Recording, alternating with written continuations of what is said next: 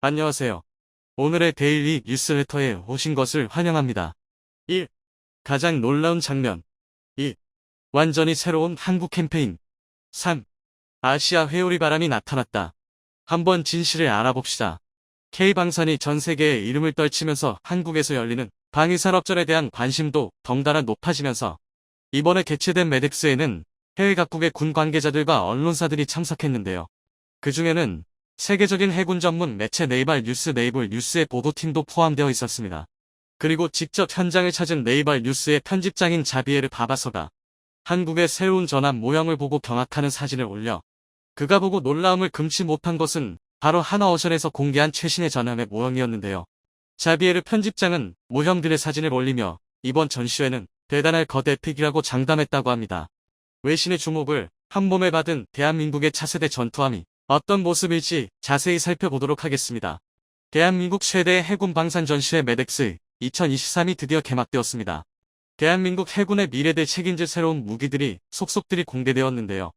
역시 가장 큰 주목을 받았던 것은 새롭게 설계된 한국형 항공모함과 차세대 이지스 구축함 KDDX, 그리고 대한민국에서 최초로 구현한 새로운 개념의 전투함 합동화력함이었습니다. 한국형 아스널십 합동화력함의 우선 협상 대상자인 한화오션부 대우조선이 이번 메덱스 2023에서 합동화력함의 모형을 최초로 공개했습니다. 한화오션에서 제안한 합동화력함의 모형에는 그동안 예상해왔던 바를 뛰어넘는 획기적인 설계가 적용되어 수많은 군사 전문가들의 이목을 끌고 있는데요. 네이발 뉴스의 보도팀도 한국의 기막힌 발상에 입을 다물지 못하고 한화오션의 합동화력함의 사진을 공식 트위터에 올리며 이번 전시회는 역대급 전시회가 될 것이라고 장담했는데요. 그런데 한화오션에서 공개한 모형을 살펴보면 전함이라면 당연히 있어야 할 게 보이지 않습니다. 바로 전함의 상징인 한포가 제거되어 있었던 것인데요. 한화오션의 합동화력함에는 일반적으로 한포가 있어야 할 자리에 국산 사이즈 2가 자리하고 있었고 갑판의 나머지 공간은 빈틈없이 VLS로 채워져 있는 구조를 가지고 있습니다. 자세히 살펴보면 선수의 KVLS 48셀, 가운데 갑판에 KLVS 32셀과 탄도탄 발사대 15셀, 그리고 헬기대의 기립형 사기와 선미의 대형 발사대 1기까지 고작 5,000톤급 전함에 무려 100셀에 달하는 미사일 발사대가 탑재되어 있는 모습을 확인할 수 있었습니다. 고작 8,000톤급 전함에 무려 100셀에 달하는 미사일 발사대가 탑재되어 있는 모습을 확인할 수 있었습니다. 합동화력함에는 총 3종류의 수직 발사체계가 탑재되어 있으며 대함대공 미사일, 극초음속 순항 미사일, 현무사, 5탄도 미사일, 그리고 해성 2로 추정되는 초음속 함대지 미사일 등 150발에 달하는 다양한 미사일이 탑재될 예정입니다. 초기 계획에서 5,000톤급으로 예상됐었던 합동화력함의 배수량이 8,000톤급으로 뻥충 뛴 것은 현무5와 같은 고위력 탄도 미사일을 탑재하기 위한 것으로 추정되고 있습니다. 또한 현무5급 탄도 미사일은 일반 VLS의 탑재가 불가능하기 때문에 함체 후방에 별도의 기립형 수직 발사대를 장착해 두었는데요. 평시에는 눕혀져 있다가 사격해야 할 경우 발사대를 기립시켜서 사용하는 것으로 추정되고 있습니다. 합동화력함은 이 독특한 발사대들 운용하기 위해서 헬기 덱은 있지만 헬기 경납고는 없는 모습을 확인할 수 있습니다. 이처럼 기존 전함 설계에서 필수적이었던 부분들을 포기하면서까지 미사일 탑재량을 늘리려는 극단적인 설계를 확인할 수 있었습니다.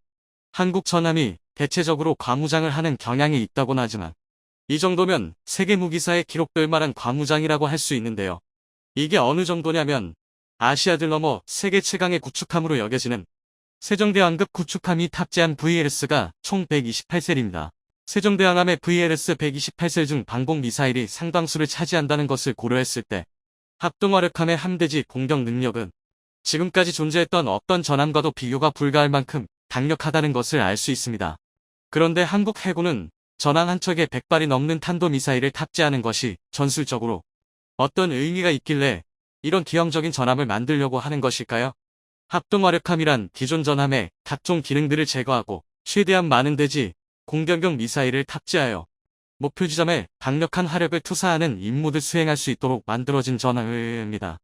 20세기 말 미국에서 아스널십 직역하자면 병기고 함이라는 이름으로 최초로 제안됐었고 미 해군에서 상세 설계 단계까지 이루어졌었지만 한 척만 잃어도 엄청난 손실이 발생한다는 점과 항공모함의 역할을 빼앗길까 우려한 미국 항공대 파벌의 반대로 인해 현실화되지는 못했었으나 그런데 미국도 포기한 합동화력함을 한국에서 만들고 운용한다는 게 가능한 일인 것일까요?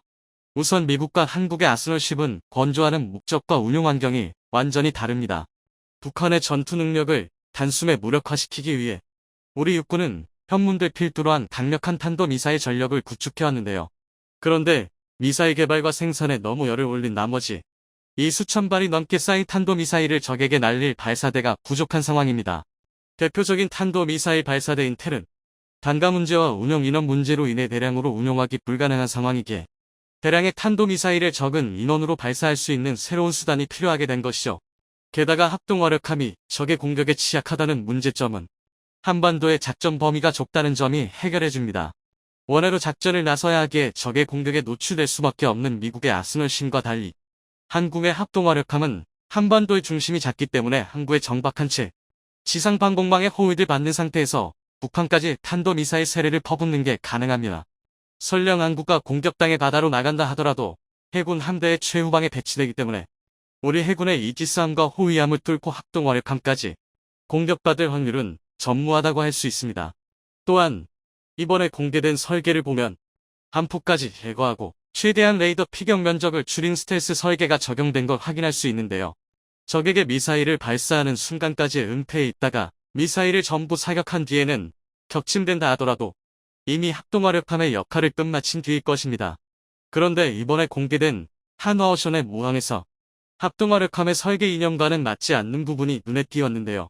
합동화력함은 오로지 화력 투사만을 목적으로 하기에 방공과 탐지 추적 기능조차 전부 다른 함이나 지상 기지에 맡기는 구조를 가지고 있습니다. 그런데 한화오션의 합동화력함 모형에는 다름 아닌 통합 마스트가 장착되어 있었는데요. 지난 4월 진수된 충남함에 최초로 적용된 동합 마스트는 사면 위상 배열 레이더와 각종 관측 장비로 구성된 한국형 이지스 시스템의 중추라고 할 수 있습니다.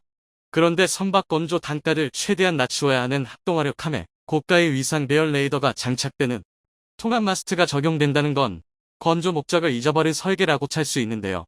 이 새로운 전투함이 단순히 공격뿐만 아니라 우리 해군의 미사일 방어 BMD 임무의 한 축으로서 임무를 수행할 것이라는 추측이 제기되고 있습니다.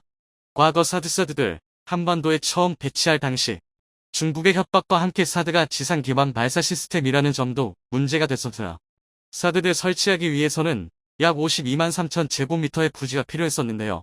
안 그래도 좁은 한반도 땅에서 사드를 설치할 수 있는 인적 드문 땅을 선정하기도 어려운 일이었고 토지 매입 비용이 사드 도입 비용 중 상당한 부분을 차지하기도 했습니다. 그리고 이는 곧 양산에 들어갈 한국형 사드 SM에도 똑같이 적용되는 부분인데요. 이는 LSM을 배에 탑재하면 해결되는 부분이지만 이지스함인 세종대왕항과 KDDX는 이미 임무 포화 상태로 추가적인 BMD 임무를 감당할 수 없는 상황입니다. 이러한 상황에서 세 척 정도가 건조될 합동화력함에 한 척을 BMD 전용함으로 만들어 바다 위 대공포대로 만들자는 방안이 제기되고 있습니다. 합동화력함에도 동합 마스트를 장착하여 일정 수준의 탐지 및 추적 능력을 확보하고 여타 이지스함의 탐지 정보들 네트워크를 통해 연동하게 된다면 미사일 방어 체계의 요격 임무를 집중적으로 수행하는 바다 위의 방공 기지가 되는 것이죠. 페이퍼 플랜으로 머물 것 같았던 합동화력함을 정말로 만들겠다는 한국의 의지가 드러나자 일본과 중국에서는 믿을 수 없다는 반응을 보여주고 있는데요. 지난 4월 처음 합동화력함 건조 계획을 공개했을 때 중일 모두 한국이 또 터무니없는 짓을 한다고 비웃는 반응을 보여줬었으나 아스널심이라고? 21세기의 탐지, 전자전, 유도 기능이 없는 수상함이 필요할까? 후진적인 설계 사상, 방공, 대잠 능력 부족, 차라리 러시아처럼 타이푼급 잠수함이나 만들지. 20년 전 미국이 운용이 어렵다고 포기한 걸 한국이 만들겠다니.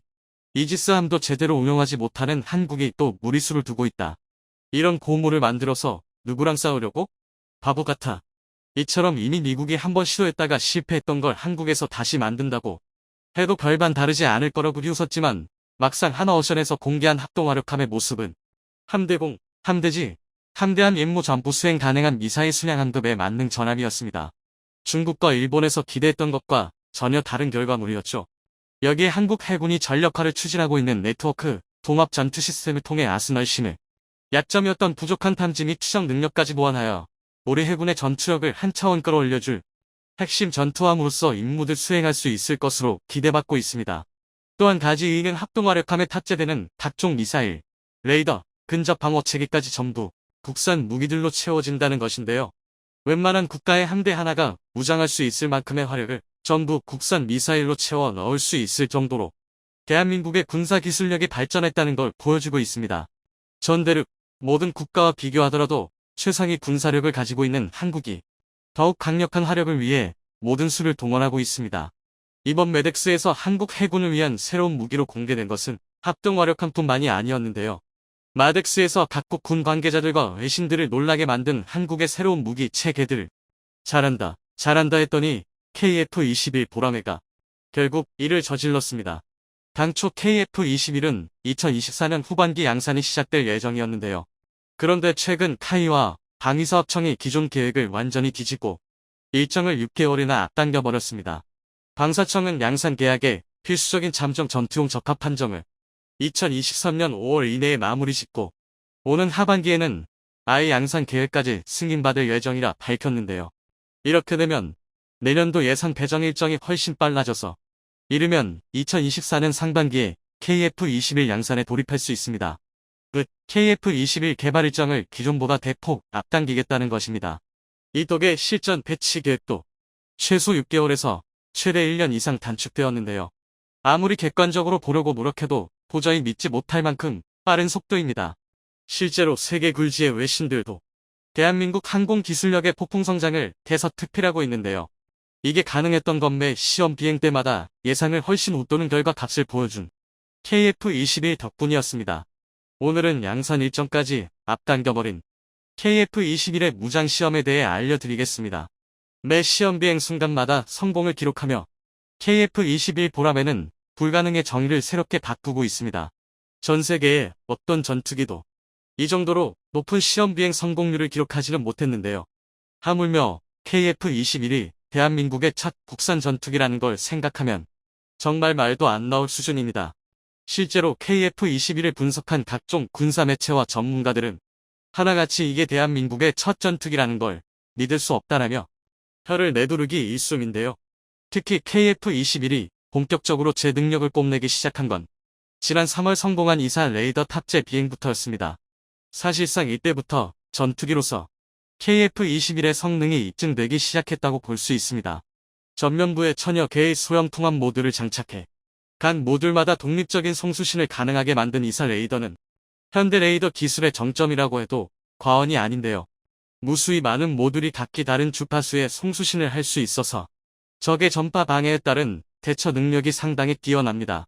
대한민국 적성국들의 전자전 능력을 고려하면 KF-21의 이사 레이더는 필수적으로 탑재되어야 하는 장치였는데요. 그러나 지상 고정형과 달리 전투기 탑재 레이더는 플랫폼이 끊임없이 움직이는 데다 음속의 벽을 돌파하는 극한의 환경에 노출된 만큼 상당히 높은 수준의 기술력이 필요합니다. 그렇기에 KF-21 개발 사업 초기만 해도 대한민국은 스스로 이사 레이더를 개발하고 전투기에 탑재할 능력이 부족하다고 판단해버렸는데요. 그래서 FX 3차 사업을 통해 F-35 40대를 도입하는 대신 절충교역으로 미국의 이사 레이더 기술을 포함한 4대 전투기 핵심 기술을 이전받기로 했습니다. 그런데 화장실 들어갈 때와 나올 때 태도가 다르다고 미국이 입을 싹 닫고 기술 이전 거부로 계약을 뒤집어 엎어버렸는데요. 지금은 상상하기 어렵지만 당시만 하더라도 이는 KF-21 프로젝트가 존폐 위기에 놓일 만큼 심각한 문제였습니다. 심지어 미국이 기술 이전을 거부했다는 소식이 알려진 2015년 당시만 하더라도 레이더 없는 전투기를 만들 셈이냐며 지금이라도 KF-21 개발을 포기하자는 의견이 주류였을 지경입니다. 그러나 안되면 되게 하는 게 대한민국이죠.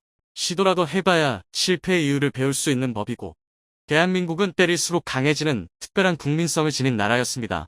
그렇게 대한민국은 불가능에 도전했고 그 결과 모두가 아시다시피 세계 12번째 이사 레이더 개발국에 당당히 등극했는데요. 그리고 KF-21은 대한민국의 이사 레이더를 탑재한 채 공대공 모두 25개 시험 항목에서 총 18회의 비행 시험을 수행했고 모든 요구 성능 및 개발 목표를 달성했습니다. 쉽게 말해 대한민국이 순수 독자 기술로 개발한 첫 번째 이사 레이더를 탑재한 최초의 전투기가 처음으로 도전한 비행 테스트에서 단 한 번의 실패조차 없었다는 뜻입니다. 어이없을 정도로 놀라운 완성도인데요. 당연히 우리 개발진들의 뼈를 깎는 노력이 있었기에 가능한 일이었겠지만 솔직히 관련 기술에 정통한 입장이 아니고서야 기적이라고밖에 표현할 수 없는데요. 이러니 PR을 떠나 KF-21 보라매가 주변국을 긴장하게 만든다는 소리가 나오는 것입니다. 적선국 입장에서는 대한민국이 4.5세대 정점이 예상되는 전투기를 개발하는 중이니 긴장하는 게 당연하고, 우방국 입장에서는 방산시장에서 KF-21과 경쟁할 생각에 벌써 골머리를 썩고 있는 건데요. 실제로 당장 F-35만 봐도 개발 과정에서 온갖 문제가 드러나면서 지금까지도 도입국 입장에선 유지가 애매한 전투기가 되었습니다. 오죽하면 미국 내에서도 F-35 개발 결함이 도마에 오를 때마다 프로젝트를 취소하니 많이 열띤 논쟁이 오가는데요. 그도 그럴 게 지금까지 알려진 F-35의 대표적인 결함만 해도 하나하나 정신이 아찔해질 정도입니다. 일례로 2차례나 비상시 조종석 사출 시험에 실패해서 파일럿 몸무게를 61.7에서 74.8kg으로 제한하는 웃지 못할 해프닝이 벌어지기도 했는데요. 이외에도 내부 무장창이 열에 취약해서 지상기온이 32.2도가 넘거나 고속 비행 시 10분 이상 무장창을 폐쇄할 경우 내부 온도가 위험한 수준까지 상승하는 중대 결함이 발생하기도 했습니다. 또 연료를 가득 채울 경우 기동성이 급격하게 떨어져 최대 3.8G의 중력 가속도밖에 감당하지 못했고, 비행속도가 마하 1.1을 넘어가면 무장을 발사하는 게 불가능해지는 황당한 일이 벌어지기도 했는데요. 하나하나가 주옥같은 중대결함을 고쳐내느라 F-35의 개발 완료 일정은 이미 수차례나 연기된 상태입니다. 그나마 현재는 중대결함 대부분을 해결하고 일단 실전에 사용을 할 수 있는 상태라 양산이 결정되었고 현역으로 운용 중인 건데요. 그러나 여전히 2023년 기준 개발 28년 차에 돌입했음에도 F-35에는 미완의 전투기라는 꼬리표가 따라붙고 있습니다. 물론 F-35가 유독 심한 경우긴 하지만 이처럼 전투기 개발 과정이라는 건 실패의 연속이나 마찬가지입니다. 그런데 KF-21은 이런 기존의 상식을 뒤엎고 연달아 성공만을 기록 중이니 적성국이고 우방국이고 입이 떡 벌어질 수밖에 없는 건데요. 오죽하면 이를 믿지 못한 국내 모 기자가 KF-21이 온갖 결함을 토해내기 시작했다며 비행시험이 다시 맞길에 들어섰다는 억지 주장을 펼치기도 했습니다. 하지만 당연히 이건 전투기의 개발 과정을 전혀 이해하지 못했다고 스스로 광고하는 꼴이나 다름없는 왜곡 선동기사에 불과합니다. 단적으로 KF-21이 초기 저속 비행 단게임에도 이딴 경보가 울렸으니 심각한 상황이라고 주장했는데 사실 경보가 울리는 건 지극히 당연한 일입니다. 애초에 시제기는 그러려고 만든 겁니다. 원래부터 비행 과정에서 생기는 문제들을 미리 파악하고 미세한 디테일 조정을 통해 완성형 기체를 만들기 위해 시제기를 제작하는 거고 이를 가지고 시험 비행을 하는 건데요. 단 한 번도 항공기를 날려보지 않고 지상경 납고 풍동 실험장에서 100% 완벽한 조정이 가능하면 그건 종이 비행기지 최첨단 과학기술의 집약체인 전투기가 아닙니다. 그게 가능하면 시제기를 만들 필요도 없고 시험 비행을 진행할 필요도 없습니다. 그냥 다짜고짜 양산부터 시작하고 실전 배치해버리면 그만인데요. 그러나 전투기는 12년 전 정비 과정에서 너트 하나 빠뜨린 것으로도 추락할 수 있는 아주 민감한 장비입니다. 더군다나 앞서 말했듯이 일각의 주장과 정반대로 KF-21은 매 순간 한없이 완벽에 가까운 성공 가도를 달리고 있습니다. 특히 가장 최근에 진행했던 무장 시험들은 가슴이 두근거릴 정도로 환상적이었는데요. 우선 KF-21은 지난 3월 28일 CJ 2호기를 통해 공대공 미사일 미티어의 무장 분리 시험에 통과했고 CJ 3호기는 100여 발의 기총 발사 시험에 성공했습니다. 일각에서는 현대 공중전에서 기총이 무슨 쓸모가 있느냐며 평가절하하기도 하지만 무장 시험은 단순히 탄약이나 미사일을 몇 발 발사할 수 있느냐가 목적이 아닙니다. 시제기에서 무장 분리나 기총 발사를 시험하는 건 해당 과정에서 발생하는 기체 구조, 엔진, 공기역학적 특성 변화 등을 점검하기 위한 목적입니다. 이를 통해 안전성이나 일련의 무장, 운용 과정에서 관련된 항공전자 시스템이 정상 작동하는지를 확인하기 위함인데요. 그렇지만 솔직히 말해서 이건 기술적인 내용이고 중요한 건 실험탄이긴 했지만 미티어를 발사하는 데 성공했다는 것입니다. 미티어는 범유럽 미사일 개발업체인 엠비더가 개발한 차세대 비가시거리 공대공 미사일, 일명 부브람 시스템인데요. 영국의 주도로 프랑스, 독일, 이탈리아, 스웨덴, 스페인이 개발에 참여한 만큼 유럽의 기술력이 총집합된 장거리 공대공 미사일의 정점으로 평가받습니다. 실제로 덕티드 로켓 모터를 탑재한 미티어는 독보적인 초원거리 요격으로 명성이 높은데요. 기본 속력만 최소 마하 4 이상인데다 사거리는 최소 100km에서 최대 300km에 육박합니다. 오죽하면 미국조차도 F-35의 초장거리 요격 무장으로 미티어를 탑재하고 있는데요. 극단적으로 말하면 KF-21 개발을 주관하는 카이의 사천공항에서도 서울상공에 출연한 적 전투기를 요격하는 게 가능한 셈입니다. 유사시 지금 당장이라도 KF-21 출격할 수 있는 것입니다. 그런데 심지어 여기서 끝이 아닙니다. 가장 최근민 지난 4월 4일에는 KF-21 CJ-2호기가 나토식 미사일 분류 코드 에임 션 통칭 아이리스-T 무장 분리 시험에도 성공했습니다. 아이리스-T는 에임 구리터 사이드와인더 대비 목표 획득거리 4배, 탐색각 3배 추적 능력은 6배 이상 향상된 단거리 공대공 미사일인데요. 일반적으로 대다수의 군사 전문가가 아이리스-T를 미국의 주력 단거리 공대공 미사일인 AIM-9X의 상위 호환무로 평가합니다. 아닌 게 아니라 아이리스-T의 기동성은 그야말로 경이로운 수준인데요. 초당 60도, 중력 가속도 60G의 선회가 가능한 아이리스-T는 만약 KF-21이 정면으로 미사일을 발사한다 하더라도 급선회를 통해 후방에 따라붙은 적기를 타격할 수 있습니다.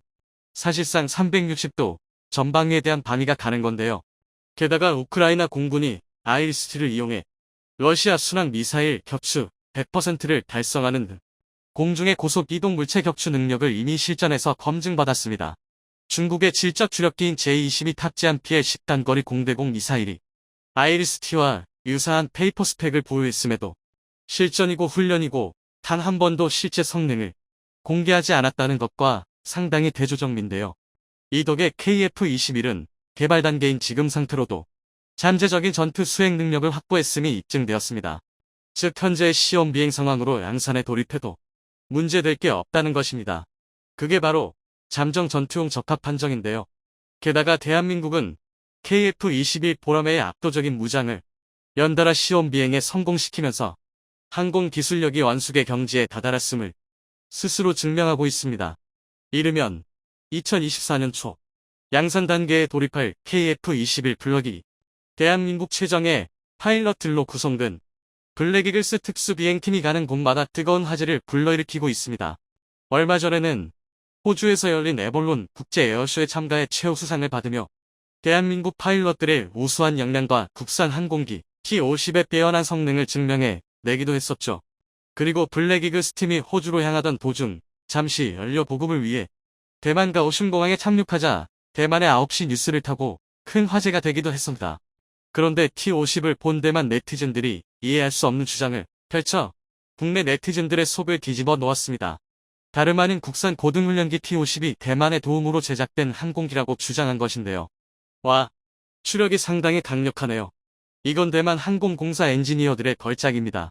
T-50과 대만의 경북호는 같은 팀에서 제작된 동일한 기종이며 도색을 제외하고는 대만의 경북호와 판에 박은 것처럼 생겼습니다. 이 기체는 대만과 한국이 공동으로 생산합니다. 아이러니하게도 한국의 T-50은 대만의 연구개발팀을 빼앗아 탄생한 것입니다. 보시듯이 T-50을 대만이 한국과 손을 잡고 만든 전투기라 진지하게 주장하고 있는 네티즌들이 여럿 보았습니다. 한국이 T-50 개발을 위해 협력한 곳은 분명 미국의 록히드 마틴이었을 텐데 이건 또 무슨 말도 안 되는 소리인가 싶은데요. 실제로 대만에서는 T-50 개발 과정에서 대만이 도움을 줬었기에 T-50이 완성될 수 있었다고 진지하게 믿고 있다고 합니다.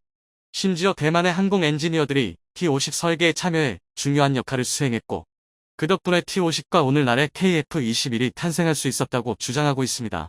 기가 막혀 말도 안 나오는 이 주장의 기원은 지금으로부터 20년 전 2003년 대만의 메이저 언론인 타이베이 타임스에서 보도한 기사였는데요. 당시 타이베이 타임스는 한국은 대만 항공 기술자들의 지원으로 초음속 제트 연습기 T-50을 개발했다라며 한국과 협력한 대만 기술자들은 약 10명으로 대만이 자체 개발한 이프 전투기 경북호와 T-50 골든이글 제트 훈련기 개발에 참여했으며 한국에서의 임무 완수 후기국했다고 보도했습니다. 이러한 내용을 근거로 대만에서 T-50 개발에 참여했었다고 주장하고 있는 것이지만 대만의 기사 한 개 이외에 다른 근거는 찾아볼 수 없었습니다. 사실 T-50 개발에 대만이 기여한 부분이 아예 없는 것도 아니긴 한데요. T-50 개발 과정에서 있었던 비화를 담은 전영훈 연구소장의 저서 T-50 끝없는 도전에는 T-50 개발 과정에 숨겨졌던 비화가 담겨 있는데요. T-50 개발이 한창 진행 중이던 1990년대 말 기체의 중량을 줄이기 위한 새로운 기술이 요구됐습니다. 당시 카이에서는 수평꼬리 날개의 복합재를 적용함으로써 문제를 해결하려 했었지만 이에 대해 공군과 록히드 마틴, 수평꼬리 날개 제작을 맡은 대한항공 모두 이원적인 태도를 보였었다고 합니다. 때문에 카이는 엔지니어들을 대만에 파견하여 경국 후에 적용된 복합재 사례에 대한 자문을 구했고, 대만에서 얻은 데이터를 바탕으로 복합재를 적용한다면 수평꼬리 날개 중량을 15%가량 줄일 수 있다는 보고서를 제출했었습니다. 그리고 보고서와 함께 각종 기술 검토 결과를 토대로 공군과 대한항공을 설득하여 T-50의 꼬리 날개 재질을 알루미늄에서 복합재로 변경할 수 있었고, 기체 무게를 14kg 감량하는 데 성공했습니다. 즉 이미 성공을 확신하고 있었던 기술의 도입을 설득하기 위해 대만의 자문을 조금 받았을 뿐이지, 이걸 가지고 T-50의 설계에 결정적인 도움을 줬다고 말하는 건 건물을 지을 때 벽돌한 개를 나르고 이 건물은 내가 지었다고 주장하는 거나 다름없는 말인 것이죠. 그래도 대만이 T-50과 오늘날 KF-21의 개발에 확실하게 도움이 되어준 부분이 있다면 바로 대한민국 항공산업의 반면교사가 되어주었다는 것입니다.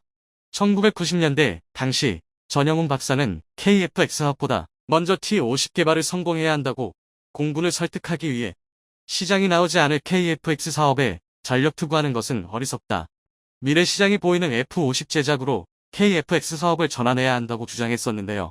전용환 박사의 주장은 KF-210의 F-16이나 F-4의 후속 기체로 개발되는 것이기에 F-15나 F-35의 상대가 되기 어렵고 막대한 예산을 들여 시장성이 불투명한 KF-X 사업에 투자하느니 확실한 시장성을 가지고 있는 T-50 개발 사업에 전념하여 자본과 기술을 확보하고 더 뛰어난 KF-X급 전투기를 개발하자는 뜻이었습니다.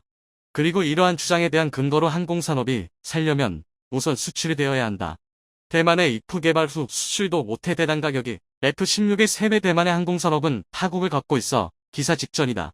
3,000명이 넘었던 엔지니어들이 지금은 500명도 남지 않았다.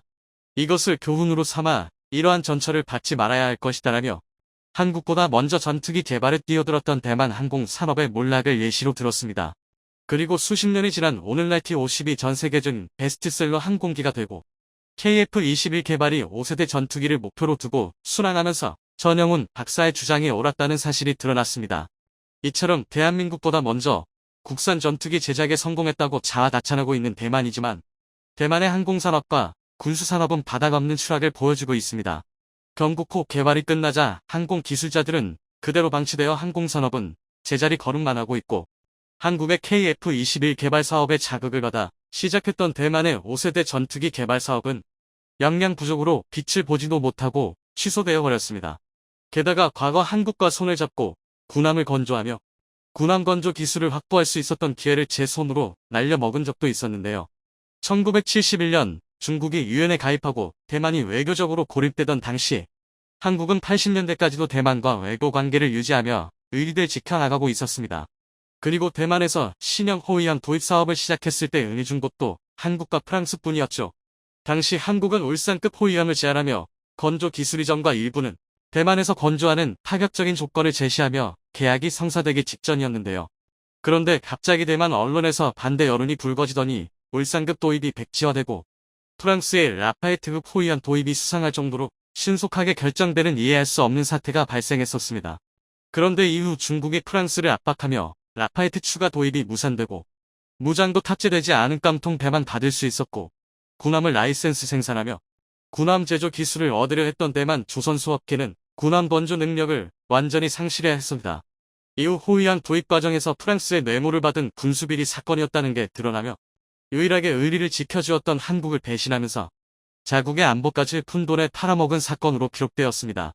오늘날 대만과 한국의 방산기술 수준 차이는 군사용 레이더 부분에서 명백하게 드러나고 있는데요.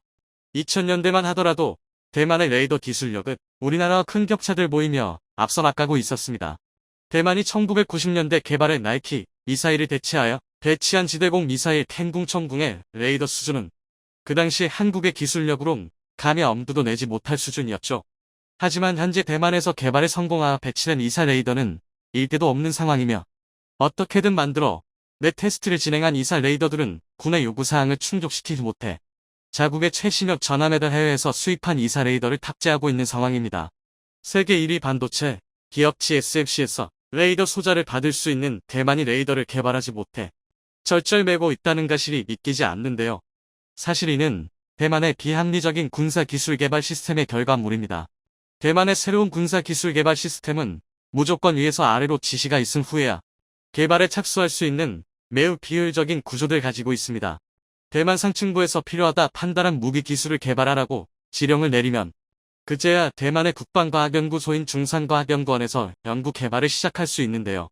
즉 어떤 기술을 연구해야 하는지가 일선에서 신기술을 접하며 연구를 진행하는 개발자들과 연구자들이 아니라 전문가도 아닌 행정부 수뇌부에 달려있다는 것이죠. 때문에 위에서 적절한 지령이 내려오지 않는다면 예산과 인력이 배정되지 않아 아무리 미래를 위한 신기술이라 해도 개발에 착수할 수 없다는 것입니다.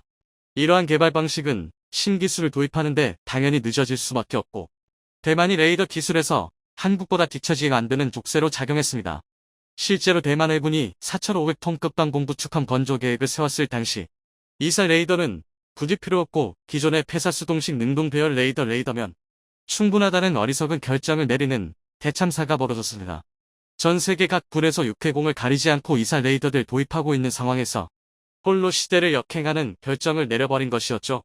그나마 뒤늦게라도 이사 레이더 개발에 착수했었지만 이미 시기가 너무 지연된 데다가 중산과학원에서 제작한 이사 레이더의 무게를 줄이는데 실패해 이 국산 레이더를 탑재하려면 구축함의 배수량을 4, 5연모티에서 6,000톤급으로 늘려야 했습니다. 결국 대만의 신형 구축함에는 해외에서 수입한 이사 레이더가 장착되기로 결정되었고 대만의 국산 이사 레이더가 탑재된 함선이 진수되려면 적어도 2030년까지는 기다려야 볼 수 있게 되었습니다. 그 사이 대한민국은 KF-21용 국산 이사 레이더 개발에 성공하고 FA-50 블럭 20에 탑재하기 위해 소형화하는 단계까지 도달했습니다. 또한 해군에서는 이미 인천급, 대구급 호위함과 마라도함의 LIG 넥스원에서 개발한 국산 3차원 선해형 이사대공 레이더 SPS-550K를 탑재하여 운용하고 있으며 지난 10일 진수식을 마친 신형 호위함 충남함에는 한화 시스템에서 국내 최초로 개발한 복합 센서 마스트를 적용하고 사면 고정형 다기능 이사 레이더를 장착하여 국산 이지스 시스템 구축의 시작을 알리기도 했습니다. 하지만 대한민국이 레이더 분야에서 이루어낸 찬란한 성과 뒤에는 우리 연구진들이 난관을 극복하기 위해 흘렸던 수많은 땀과 눈물이 있었습니다. 사실 이사 레이더 중 가장 고난이도의 레이더인 전투기용 이사 레이더를 한국은 당장 개발할 생각이 없었는데요. 하지만 KF-X 사업 과정에서 미국이 이사 레이더를 포함한 4대 핵심 기술 이전을 거부하면서 국가연은 대등국산 항공기용 이사 레이더를 그것도 2년이라는 짧은 시간 만에 시제품까지 제작해야 하는 어려운 과제를 떠안게 되었습니다. 여기에 KF-21 개발 프로젝트에 향후 전망이 달려있다는 부담까지 짊어지게 되었었죠. 가장 심각한 문제는 역시 경험 부족이었는데요. 국내에서 지상, 해상, 무인기용 레이더는 개발한 적이 있었지만 전투기용 레이더 개발 경험은 전무했었기에 계획을 세운 것 자체가 난관이었습니다. 여기에 개발에 참여할 인력도 부족했었죠. 이러한 문제들을 극복하기 위해 공군에서는 전투기를 오랫동안 조종한 경험을 가지고 있는 인력들을 파견하고 자료를 적극적으로 공유하는 등 전폭적인 지원을 아끼지 않으며 기본 개념을 수립하는 데 도움을 주었습니다. 또한 부족한 개발 인력을 보충하기 위해 대규모 신입 연구원을 채용했는데요. 당연히 숙련되지 않은 연구원들이었기에 개발 초기에는 말 그대로 맨 땅에 헤딩하는 식으로 개발을 진행해야 했었지만 어려운 시기를 극복하고 그 신입 연구원들이 이제는 각자의 분야에 동달한 전문가로 성장하여 우리 방산의 미래를 책임질 핵심 인력들이 되었습니다.